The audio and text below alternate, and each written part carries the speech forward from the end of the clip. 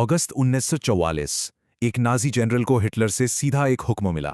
हुक्म साफ था, पेरिस को पूरी तरह तबाह कर दो, एक खंडहर बना दो।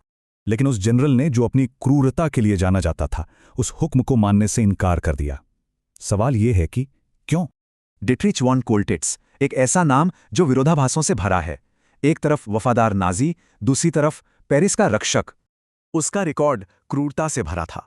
रॉटरडैम और सेवेस्तोपोल जैसे शहरों को उसने तबाह कर दिया था। उसे शहरों का विध्वंसक कहते थे। तो जब पेरिस को तबाह करने की बारी आई, हिटलर को पता था कि किसे बुलाना है। कोल्टिट्स को पेरिस का गवर्नर बना दिया गया। पर पेरिस पहुंचते ही उसे असलियत का पता चला। उसके पास सैनिक कम थे और पूरा शहर बगावत कर रहा था।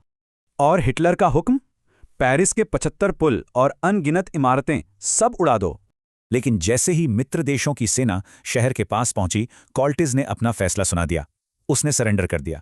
तो फिर वही सवाल, शहरों के विध्वंसक ने अचानक पेरिस का रक्षक बनने का खतरा क्यों उठाया?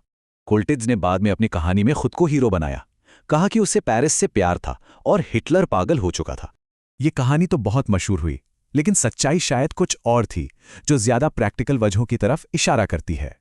असलियत ये थी कि शहर पर उसका ज्यादा कंट्रोल नहीं था और तबाही मचाने के लिए सैनिक भी नहीं थे। सरेंडर ही समझदारी थी। पर कहानी का सबसे चौंकाने वाला हिस्सा तो अभी बाकी था। ये राज खुफिया रिकॉर्डिंग्स में छुपा हुआ था।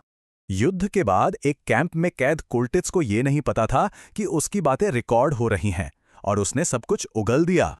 एक रिकॉर्डिंग में उसने कबूल किया कि उसने यहूदियों के सफाए में हिस्सा लिया था, एक खौफनाक सच।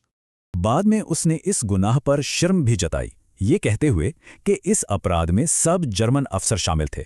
तो डिट्रिच वॉन कोल्टिज़ कौन था? पेरिस का रक्षक, एक मौकापरस्त या एक युद्धापराधी? ये एक ऐसा सवाल है जो आज भी उलझा हुआ है।